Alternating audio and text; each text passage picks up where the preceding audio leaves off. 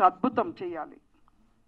మనము మరణించిన జీవించే లాంటి సినిమాలు, నందమూరి తారక రామారావు గారు లాంటి సినిమాలు చేయాలి అనేది నా కోరిక. ఈ రోజు వరకు కూడా ఏ ఛానల్ మార్చిన ఎన్టీ రామారావు గారి సినిమా వస్తూనే ఉంటుంది.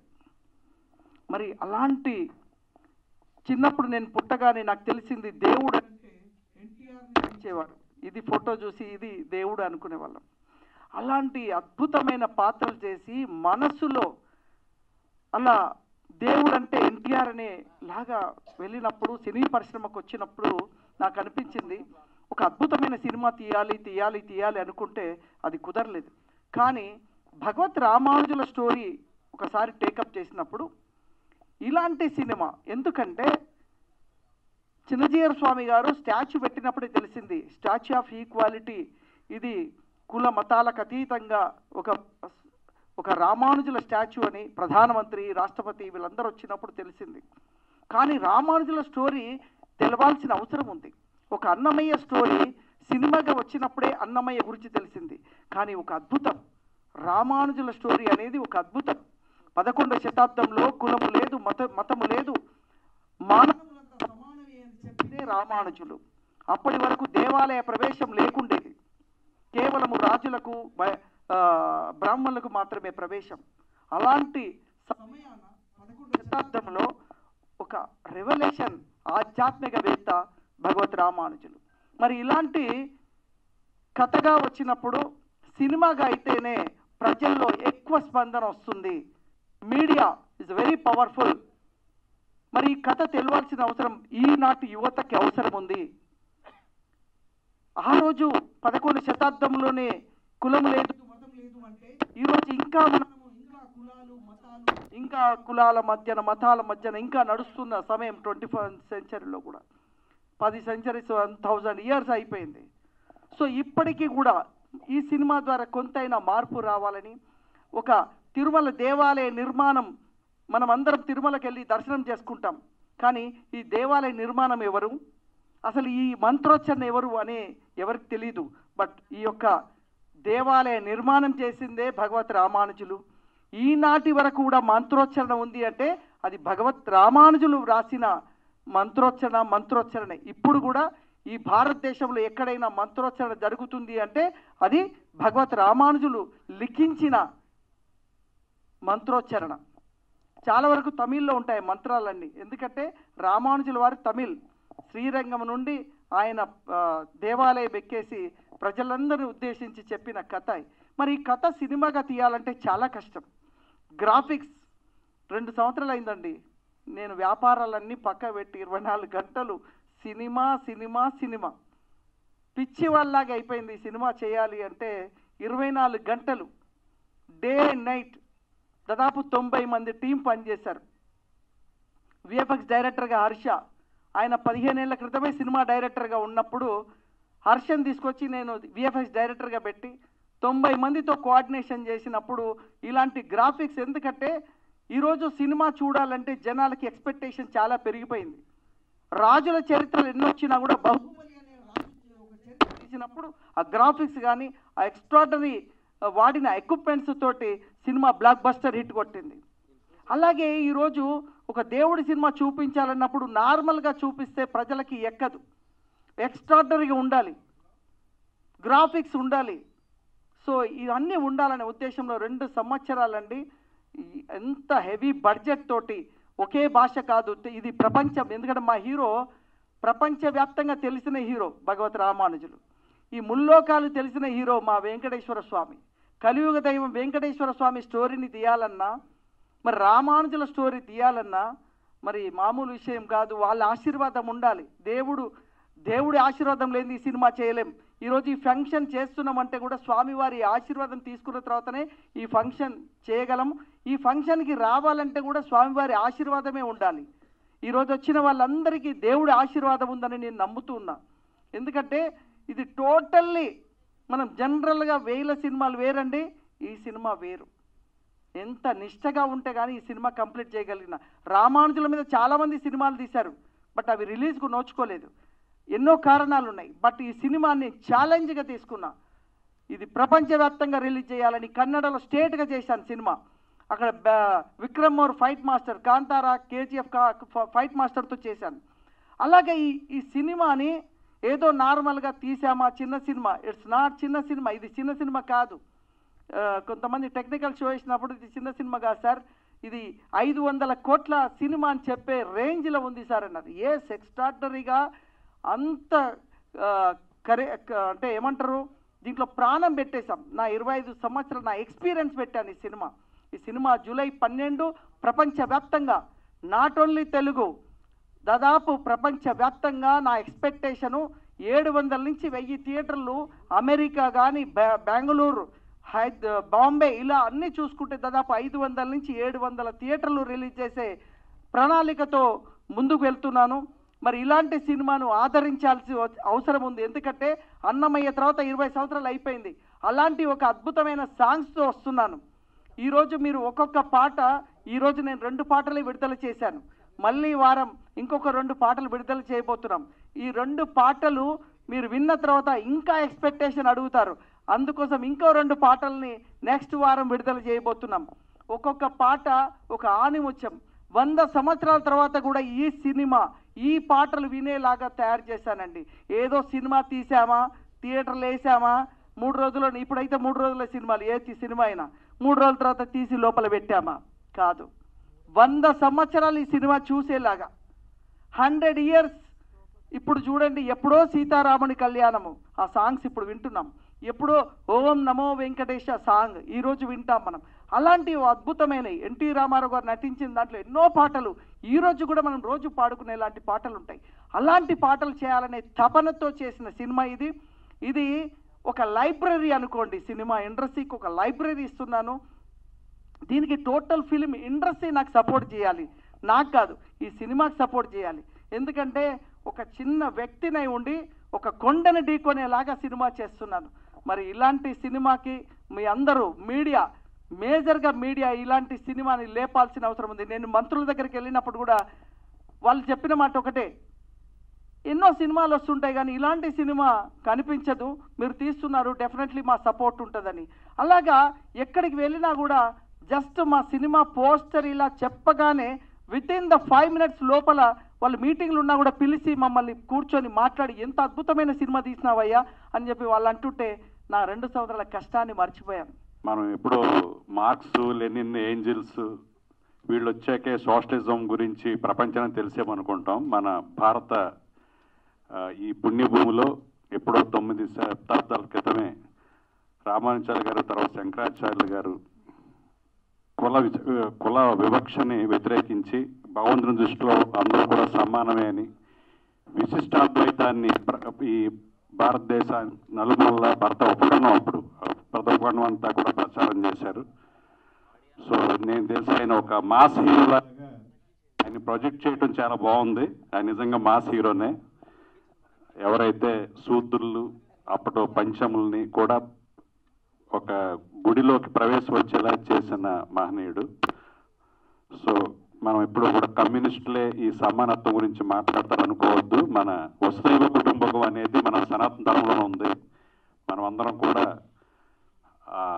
పితృదేవోభవ, మాతృదేవోభవ, ఆచార్య దేవోభవ, అతిథి దేవోభవ, ప్రపంచంలోనే అతిథి దేవోభవ అనే ఒక సంస్కృతి మన ఈ ఇండియాలో తప్ప ఎక్కడ లేదు. వచ్చే గెస్ట్ను కూడా ఒక భగవంతుడు చూసే ఒక సంప్రదాయం, ఆచారం, ఆ సంస్కృతి మనకే ఉంది. అలాంటి ఈ సంప్రదాయాలన్నింటినీ, ఆచారాలని, విశిష్టాద్వైతాన్ని ప్రపంచానికి తెలియజేసిన రామానుజుల గురించి మా సాయి వెంకట గారు 11 పాత్రలు గిన్నిస్ బుక్ రికార్డ్ ఏమో నాకు తెలిసి అప్లై చేసేవచ్చు. సో అలాగే రెండో అమ్మాయి 3 పాత్రలు, మొదటి అమ్మాయి 1 పాత్ర, ఒక సొరభి ఫ్యామిలీ లాగా మొత్తం కుటుంబం అంతా కూడా డెడికేటెడ్గా రాజమౌళి గారు ఫ్యామిలీ ఎలాగైతే డెడికేట్గా సినిమా గురించి చేస్తారో మళ్ళీ ఇంకో ఫ్యామిలీ సినిమా కోసం డెడికేట్గా పనిచేయటం, ఇలాంటి ఒక సమాజానికి అవసరమైన భక్తితత్వమే కాదు సమానత్వాన్ని బోధించిన రామానుజుల గారి గురించి ఈ జైహో రామానుజాన్ని చేయటం నిజంగా అభినందనీయం. దీన్ని నిజంగా మీడియా వాళ్ళు, సినిమా పరిశ్రమల వాళ్ళు, ఆధ్యాత్మిక రంగంలో ఉన్న ప్రతి ఒక్కరూ కూడా ఈ సినిమాని ఆదరించి ప్రోత్సహించి అఖండ విజయం చేకూరేలా చేస్తారని మనసారా ఈ యూనిట్ని ఇంత కష్టపడి ఎఫర్ట్ చేసిన వెంకట గారికి ప్రత్యేకంగా అభినందన తెలియజేస్తూ సెలవు తీసుకుంటాం. Thank you. కులం అనేది ఒకటే కాదు, విద్య ఎవరి దగ్గర ఉంటే వాళ్ళదే అదే కులం అని చెప్పి గతంలో త్రిపురనేని రామస్వామి చౌదరి గారు ఆయన బ్రాహ్మణకు సంబంధించిన వేదాలన్నీ అవపాసన బట్టి వాళ్ళు పెళ్ళిళ్ళు చేపించేవారు. మేము బ్రాహ్మణులం, మాకు ఆ విద్య వచ్చింది కాబట్టి బ్రాహ్మణులం అన్నారు. అలా వృత్తి బట్టి దాన్ని బట్టే కానీ కులాలు అవన్నీ సంబంధమే లేదు.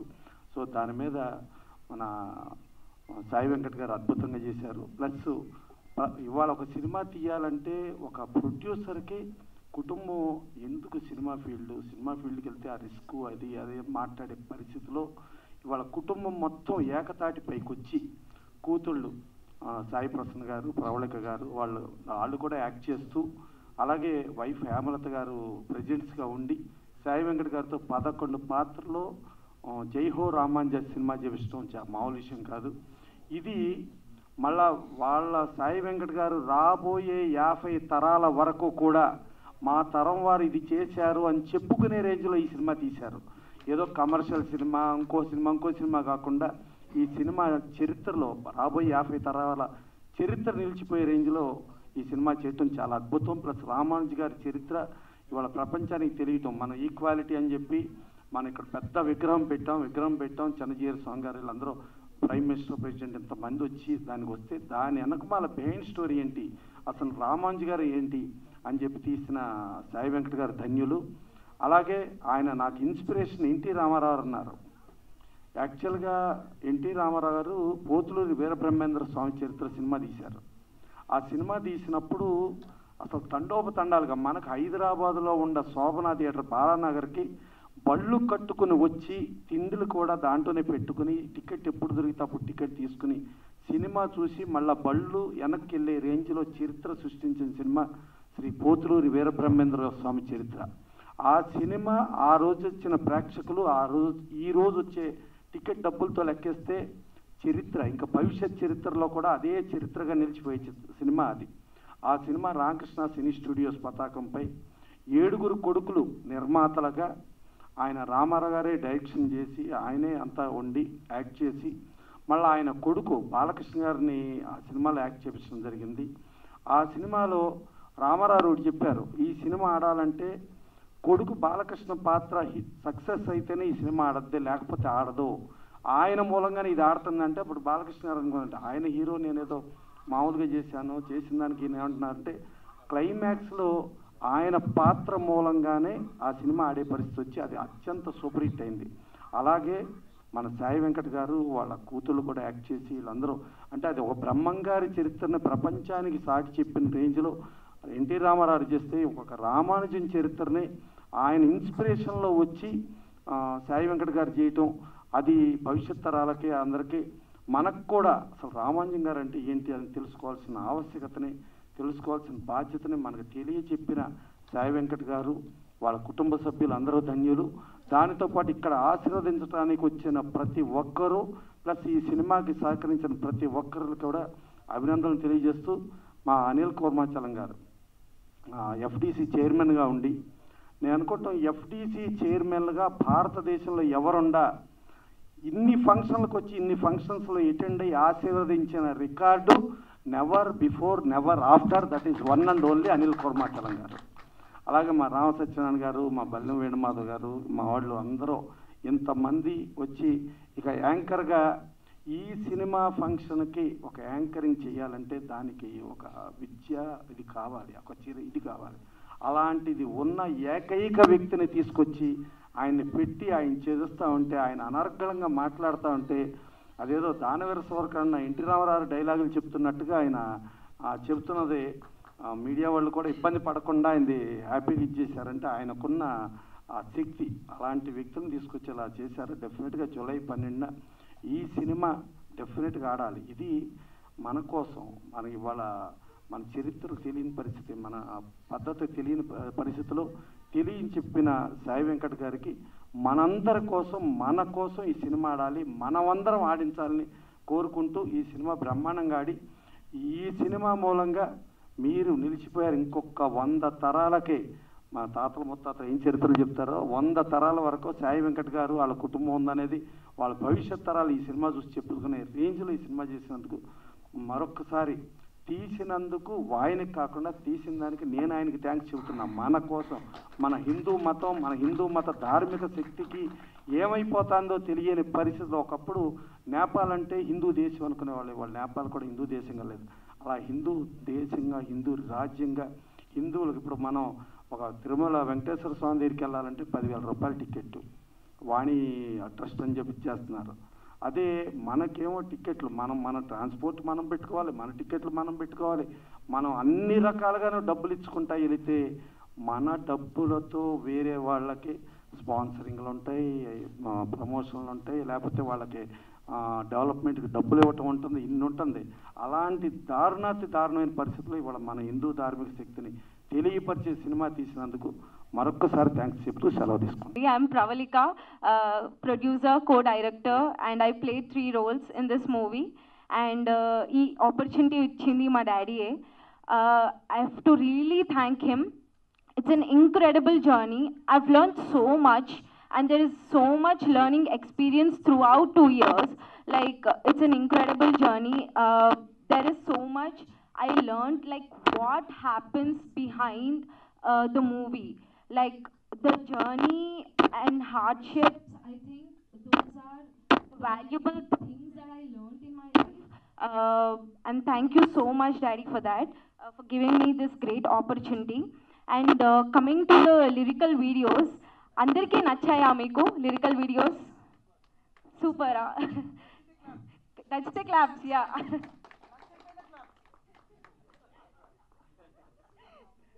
So lyrical, I'm literally waiting for this day. Like eppudu ee songs audience lok veltadi. I'm really waiting for this day. Finally 2 songs got released. I hope everyone liked it. I think in my playlist there is a devotional playlist. I think it's been 15 years since Annamaya and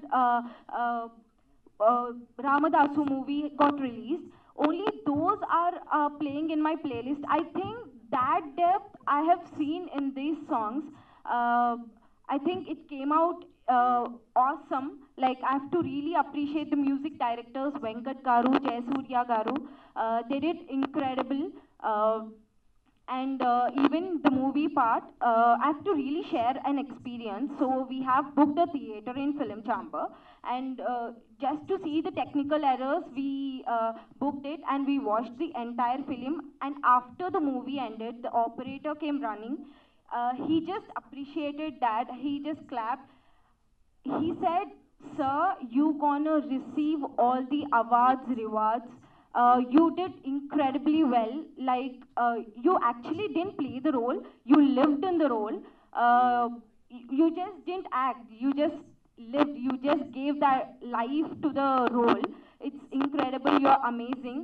And people need that little motivation and energy, right? Like that time we were like, we increased our speed to 2x and we were like, we're gonna do this. We're gonna promote this so well that it has to reach whole India. And that little motivation and energy, it really gave us so much encouragement. And coming to the movie part, it's going to release on July 12th. And the editing part, I have to tell you, even the glitches, I think, the frame jumps, even little things we have to take care. And so much work has been put in. I think I have to appreciate the technicians too. They have been amazing through 2 years, and they worked so hard. And thank you so much for giving this opportunity. Thank you, everyone. ఈ సినిమాకి all in one అయ్యి అట్లనే ఎంతో మందికి కూడా మా ఆత్మీయులందరికీ కూడా చాలా దగ్గర వ్యక్తి అయినటువంటి సాయి వెంకట్ గారు నిజంగా కూడా అంటే సరే సినిమాలు అదంతా టెక్నికల్ నాలెడ్జ్ నాకు లేకపోయినప్పటికీ కూడా తప్పకుండా ఒక 1.5 year వరకు అంటే పోయిన ప్రభుత్వం ఉన్నప్పటి వరకు ఎఫ్డిసి చైర్మన్గా నేను బాధ్యతలు నిర్వహించినప్పుడు చాలా కార్యక్రమాలకు కానీ తెలుసుకునే ప్రయత్నం చేసే జర్నీలలో కూడా వెంకట్ గారు అంటే ఇటు బంధువుగా కూడా తెలుసు, ఇండస్ట్రీలో కూడా ఉన్నారు కాబట్టి అప్పుడు నిజంగా కూడా నాకు ఎంతో సహాయం చేసిండ్రు, అర్థం చేసుకోవడానికి చాలా సహకరించిండ్రు. వారికి నేను ఈ వేదిక ద్వారా కృతజ్ఞతలు కూడా నేను తెలియజేస్తూ ఉన్నాను. మరి ఎఫ్డిసి చైర్మన్ అయిపోయిన తర్వాత నేను ఏ కార్యక్రమానికి పోలేదు. అండ్ అంటే సరే ఇక రాజకీయంగా వేరే రకంగా బిజీ ఉన్నప్పటికీ కూడా మళ్ళీ మొట్టమొదటి కార్యక్రమం మనదే. ఎందుకంటే ఈ లాస్ట్ నేను 2 years నుంచి వాళ్ళు చెప్తా ఉన్నారు, ఆల్మోస్ట్ ఆల్ నేను బాధ్యతలు స్వీకరించిన ఆ సమయంలోనే అది స్టార్ట్ కావడం. నేను కూడా అదేదో సినిమాలో ఉన్నట్టు ఆ జర్నీ అంతా కూడా ప్రయాణం చేయడం జరిగింది. కాబట్టి వెంకట్ గారు జీవితంలో వ్యాపారాలు చేసి ఉండొచ్చు, ఎన్నో సినిమాలు చేసి ఉండొచ్చు, కానీ ఒక్కటి మాత్రం వ్యక్తిగతంగా వెంకట్ గారి దగ్గర నుంచి నేను కూడా నేర్చుకున్నది, మా బంధువులలో కావచ్చు, ఆస్పైరింగ్లో ఉన్నటువంటి బిజినెస్ కానీ సినిమాలో ఉన్న వాళ్ళు కూడా నేర్చుకోవాల్సింది ఏంటంటే, నేను ఎప్పుడు కూడా ఒకటి చెప్తా ఉంటాను ఎక్కడికైనా వెళ్ళినప్పుడు, ఏంటంటే నేను అది కేసీఆర్ గారి దగ్గర నేర్చుకున్నా. అంటే డ్రీమ్ బిగ్, అంటే ఎప్పుడైనా కానీ చాలా గొప్పగా ఆలోచన చేయాలి, చాలా గొప్పగా కూడా మనం జీవితంలో లక్ష్యాలను కానీ పెట్టుకోవాలి, భయపడాల్సిన అవసరం లేదు. మరి నిజానికి కూడా మనం చూస్తూ ఉన్నాం, ఇప్పుడు ఎక్కడికి వెళ్ళినా కానీ రాజకీయంలో కూడా మీకు ఎవరైనా గాడ్ ఫాదర్ ఉన్నాడా, సినిమాలకు వెళ్తే మీకు ఎవరైనా తెలిసిన వాళ్ళు ఉన్నారా అనే ఒక సందర్భం అనేది మనం చూస్తూ ఉన్నాం. మరి నాకు తెలిసి మా బంధువులలో పెద్ద సినిమాలు తీసిన వాళ్ళు లేరు. మరి నిజంగా కూడా ఎవరో వచ్చి మాకు ప్రోత్సహించింది లేదు, స్వతహా వారు. అంటే అది మనకు అందదు, అది మనం సాధించలేమని కాకుండా ఎందుకు చేయలేము, అదేమన్నా పెద్ద విద్యనా, దానిలో కష్టపడితే రాందుందా అనే ఒక నిర్ణయం. డెఫినెట్గా డబ్బులు కూడా ఇందులో ఇన్వాల్వ్ అయి ఉంటాయి. అయినా కానీ ఇవన్నిటికీ మించి డబ్బు ఉన్నా ఇంకేదన్నా ఉన్నా కానీ ఇంపార్టెంట్గా మనిషికి కావాల్సింది ఏంటంటే ఒక ప్యాషన్ కావాలి. అంటే ఏ డిపార్ట్మెంట్లో కానీ ఎందులో అయినా కానీ రాజకీయాలకు పోయినా కానీ ఒక ప్యాషన్ ఉండాలి, కష్టపడే తత్వం ఉండాలి. కష్టం వస్తుంది, నష్టం వస్తుంది, విమర్శిస్తారు, అన్నీ చేస్తారు, కానీ మనం ఏది అనుకున్నామో దాన్ని సాధించే దాని గురించి అటుపై ప్రయాణించాలి. నిజంగా వెంకట్ గారిని నేను ఆ విషయంలో అభినందిస్తూ ఉన్నాను. చాలామందికి స్ఫూర్తిగా నిలిచిరని చెప్పి నేను గర్వపడతా ఉన్నాను. నాకు తెలుసు వెంకట్ గారు అని చెప్పడానికి గురించి, ఎందుకంటే ఇది ఒక్క సినిమాకి సంబంధించిందే నేను మాట్లాడట్లేదు. వ్యక్తిగతంగా కూడా వారి పిల్లలు కూడా ఇంట్లో ఉండి వారిని చూసి నేర్చుకొని డెఫినెట్గా వారు కూడా అరే మా నాన్నకి ఇంత కష్టపడతా ఉన్నారు, మేము ఇంట్లో కూర్చుంటే ఎట్లా, మరి ఇంత పెద్ద ప్రాజెక్టు ఎంతోమందిని వారు సమకూర్చి చేసుకుంటా ఉన్నప్పుడు, మా దగ్గర స్కిల్ ఉన్నప్పుడు, మా దగ్గర ఆ టాలెంట్ ఉన్నప్పుడు మేమెందుకు రావద్దు అని చెప్పేసి నేను ప్రవళిక గారిని కానీ, సాయి ప్రసన్న గారు కానీ, వాళ్ళ కుటుంబ సభ్యులందరినీ కూడా నేను ఈ వేదిక నుంచి నేను వారిని అభినందిస్తూ ఉన్నాను, కృతజ్ఞతలు కూడా తెలియజేస్తూ ఉన్నా. ఎందుకంటే ఎప్పుడైనా కానీ జీవితంలో ఏదైనా సాధించాలన్నప్పుడు ముందు మనల్ని నమ్మేది మన కుటుంబ సభ్యులే.